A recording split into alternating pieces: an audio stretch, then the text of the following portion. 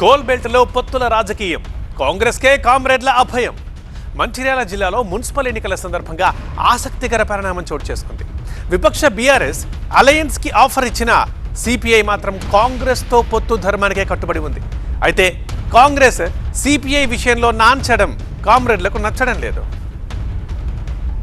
Mancherial corporation Bellampalli మున్సిపాలిటీలో ఎన్నికలు రసవత్తరంగా మారాయి. కోల్బెల్ట్లో పట్టు కోసం అధికార విపక్ష పార్టీలు పాకులాడుతున్నాయి. ఈ రెండు చోట్ల సిపిఐకి, ఆ పార్టీ అనుబంధ కార్మిక సంఘం ఏఐటియుసికి బలం ఎక్కువగానే ఉంది. మున్సిపల్ ఎన్నికల్లో 15% పైగా సింగరేణి కార్మికులు తమ ఓటు హక్కును వినియోగించుకోనున్నారు. వీళ్లలో కమ్యూనిస్టు కార్మిక సంఘాల ఓటర్స్ 10% మంది ఉన్నారని లెక్కలు చెబుతున్నాయి.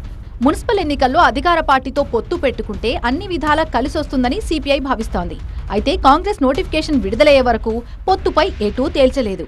దీంతో బీఆర్ఎస్ సిపిఐతో టచ్లోకి వెళ్లింది, పొత్తు ప్రతిపాదన తెచ్చింది. కానీ సిపిఐ మాత్రం కాంగ్రెస్తో పొత్తు ధర్మం తప్పబోమని తెలిపింది. బీఆర్ఎస్ ప్రతిపాదనను తిరస్కరించి తిరిగి కాంగ్రెస్తోనే జతకడుతోంది.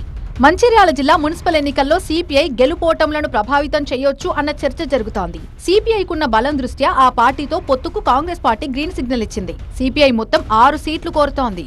కానీ కాంగ్రెస్ మాత్రం 3 సీట్లు మాత్రమే ఇస్తానంటోంది. మంచిర్యాల కార్పొరేషన్లో 2 డివిజన్లు, బెల్లంపల్లిలో 1 డివిజన్ సిపిఐకి కేటాయిస్తామంటోంది. మరోవైపు 6 డివిజన్లు ఇవ్వాల్సిందే అంటోంది సిపిఐ. నామినేషన్ల ప్రక్రియ ముగిసేలోగా ఈ విషయంపై తేల్చాలని సిపిఐ పట్టుబడుతుంది. చివరకు సిపిఐ ఎన్ని డివిజన్స్తో సరిపెట్టుకుంటుందో చూడాలి మరి.